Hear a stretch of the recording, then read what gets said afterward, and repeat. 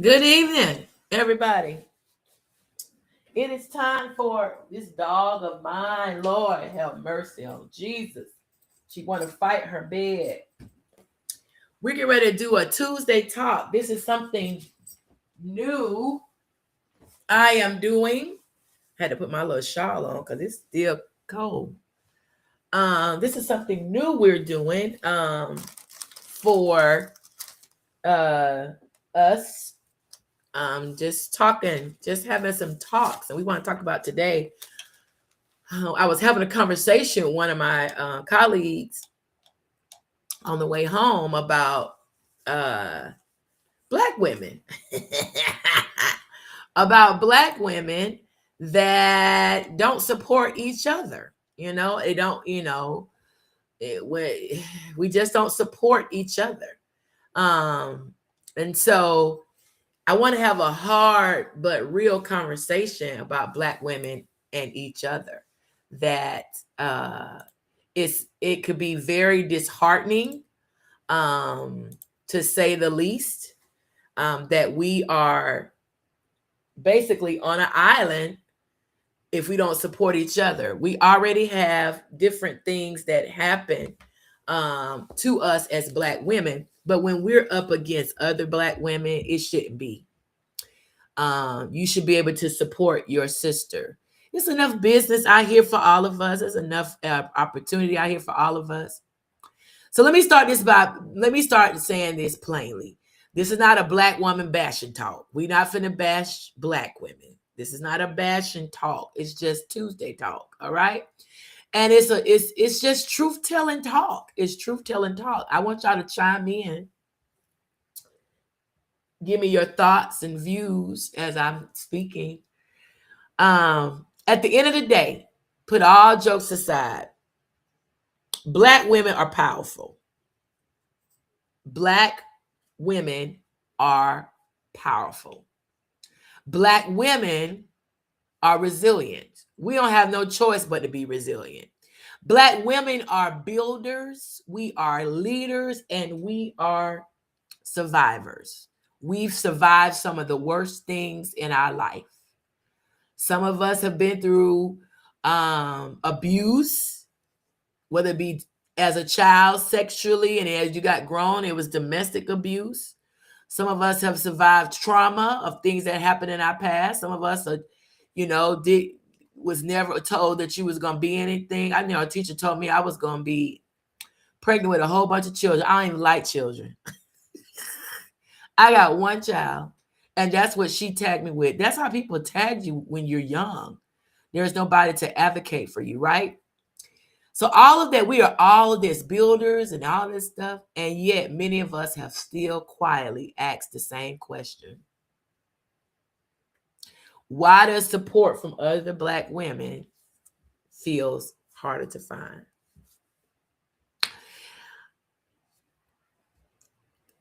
I don't know the answer to that. It's not always, it's not everywhere. But often though, y'all, often enough, it deserves an honest conversation. We don't feel supported by each other. We just don't. And that's not a good feeling or a good place to be. So this didn't start. This didn't start with us. This didn't start with us. Let's figure out where this started from. Before we talk about behavior, we have to talk about history. Before we talk about behavior, we got to talk about history, right? Black women were never taught community in safety. We were taught survival in scarcity. That's what we were taught. We were never taught community in safety. We were taught survival in scarcity. What does that mean? That means that there were limited seats at the table, limited opportunities, right? Limited opportunities for us, limited protection. And guess what? And we learn consciously or not that if one of us got ahead, there might not be room for another one. So we made it a competition. That's what we did. That mindset didn't come from hatred. It didn't come from hatred. Stormy, get back over here. Get back over here. It didn't come from hatred. Um, it came from conditioning. It came from conditioning. Get back over here. It came from conditioning. What does that mean? When resources are scarce, competition feels logical. It feels logical. Would you agree? It feels logical. It feels logical. Why does it feel logical? Even when it's painful, it feels logical when resources are scarce. Just feel logical. I got to do all for me because I don't want nobody else to have any. So I don't care who it hurts. I don't care what sister I leave behind. That's how some of us think. But trauma teaches comparison. If we really dumb it down, trauma teaches comparison. And sometimes survival is interpreted as a need to complete. Yes.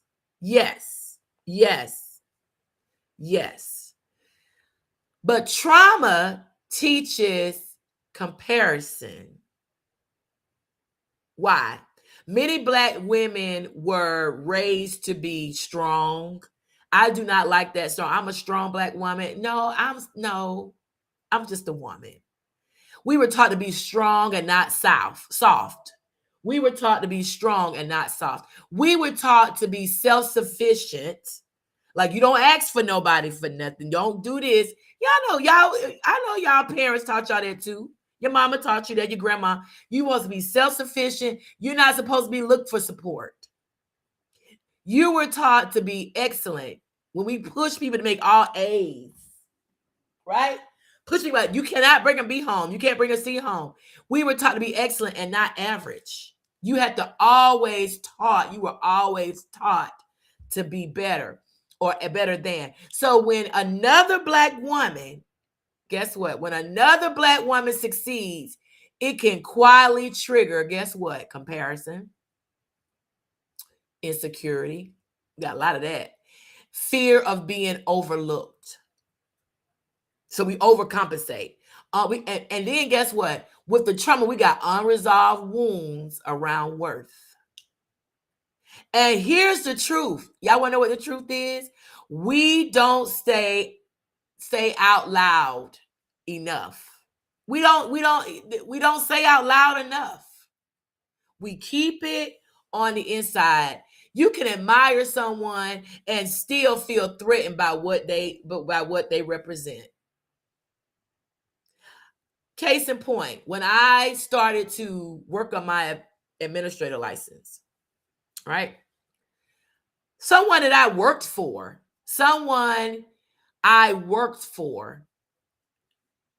years ago, I asked them for, another Black woman, I asked them for a letter of recommendation.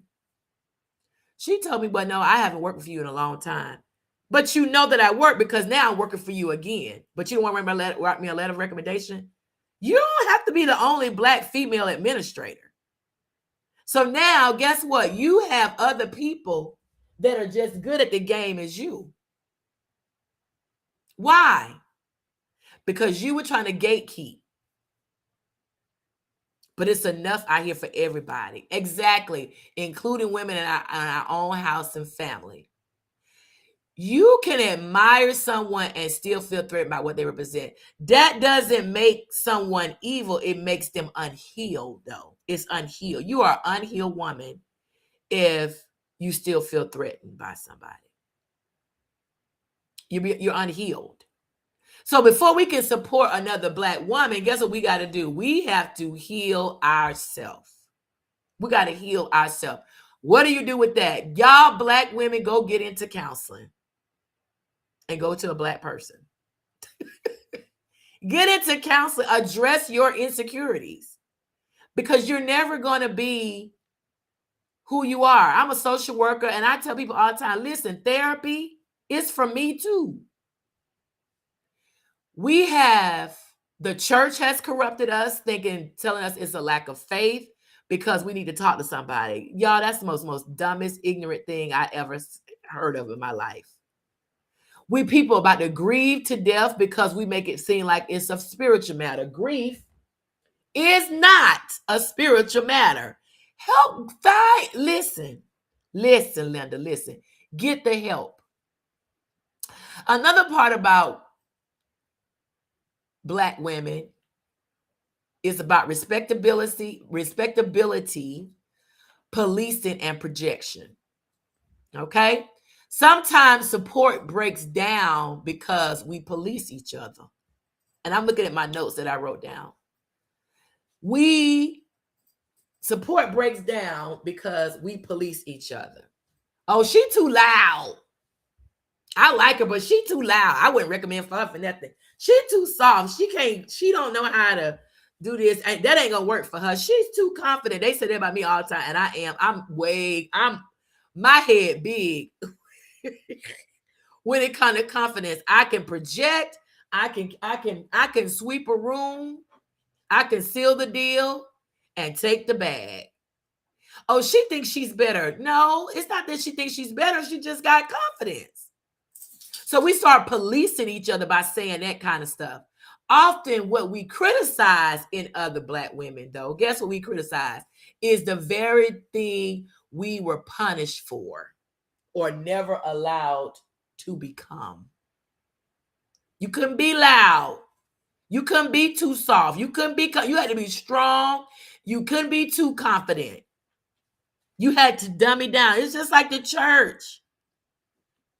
What we put on, why we got to always dress ourselves so a man won't lust. A man gonna lust if you got a paper sack.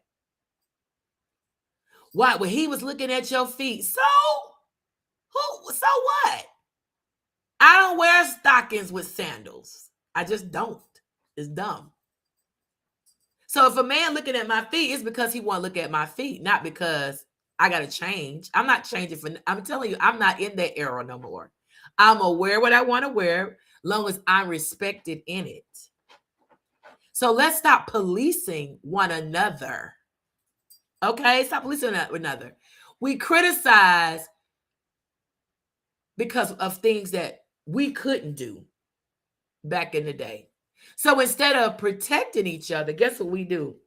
We project our restrictions onto the other. Oh, you can't wear that. Oh, you can't say that. Oh, you can't have that kind of job. Oh, you can't do that. Who said that?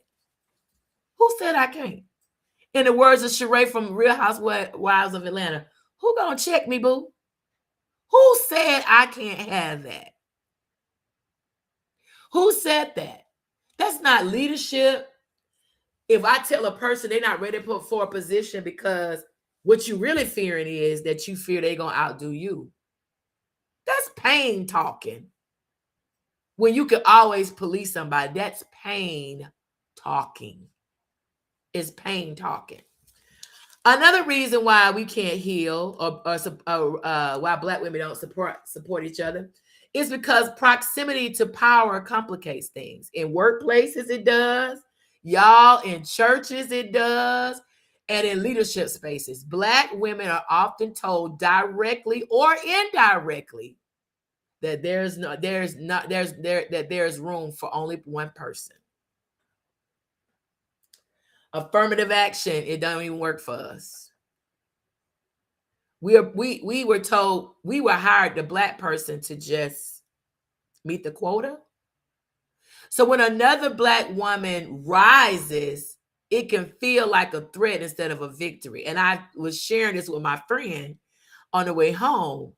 I was like, no, I don't hear from this person. But if something negative was going on, yeah, I'll be here for this person a lot. I can clap for every Black woman, and I do. I'm not jealous of not one Black woman that's making it. And you should either. But here's the reality. Someone else's seat does not erase your assignment. Somebody else's seat does not erase your assignment. Why are you worrying about somebody else's seat when there are several other seats? And why are you gatekeeping so nobody else can get a seat?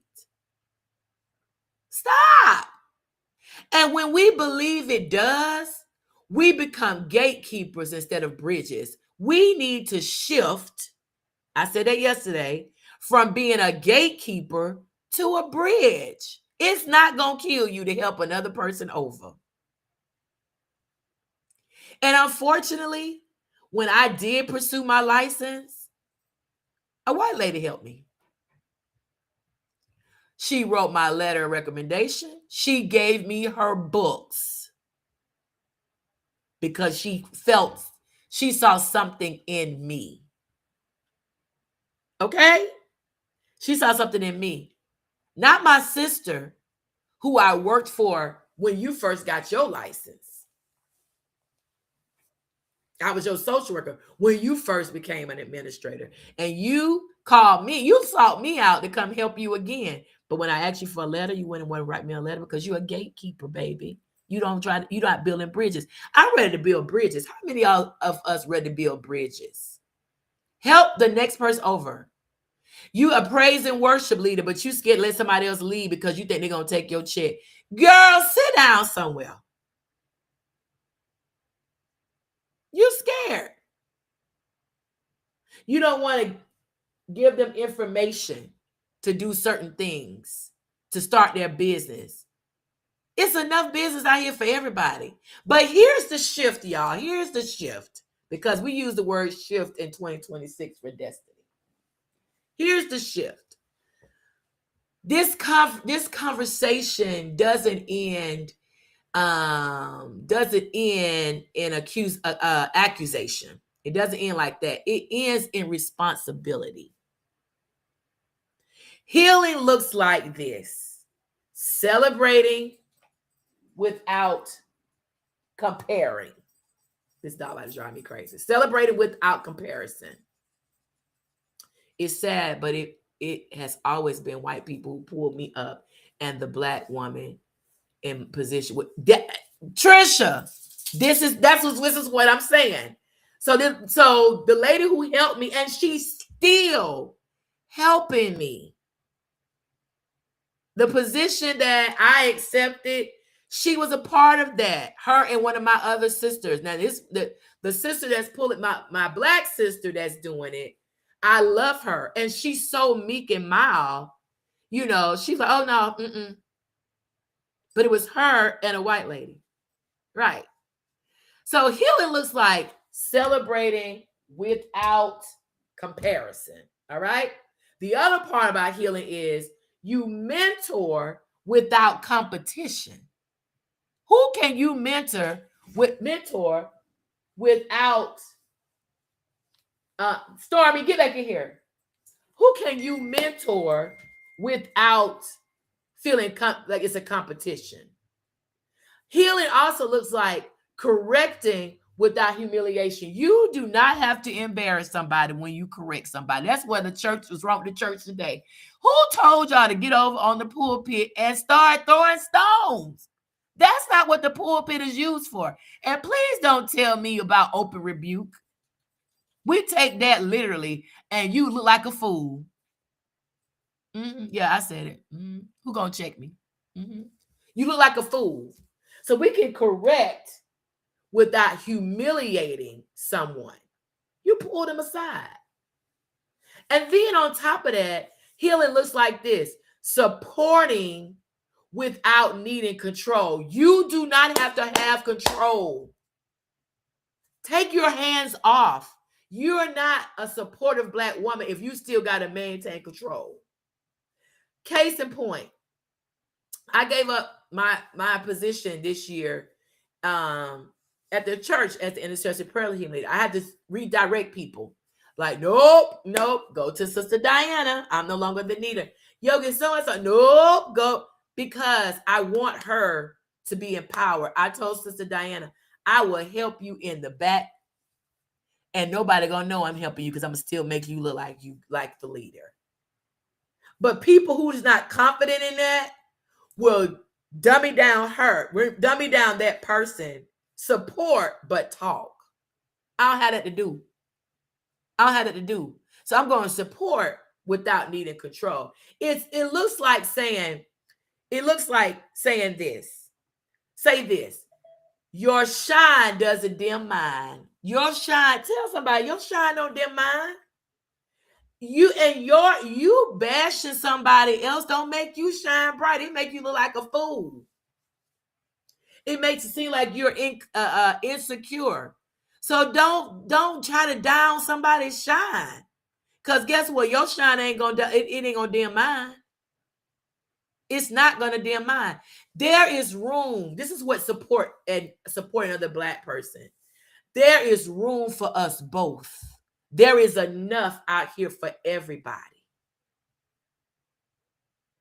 And then I don't have to understand your journey to respect it. Just because you don't understand it don't mean it ain't gonna work. Girl, be quiet.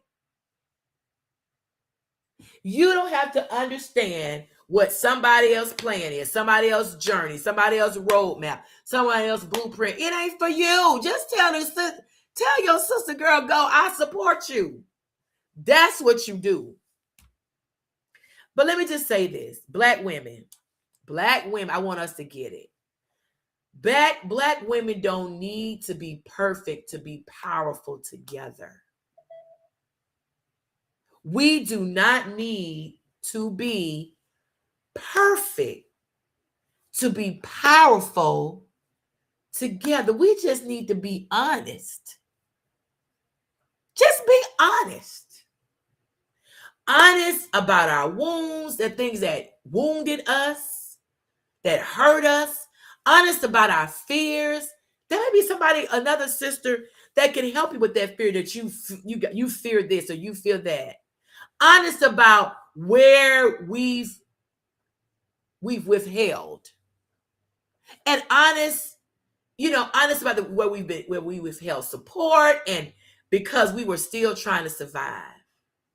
The moment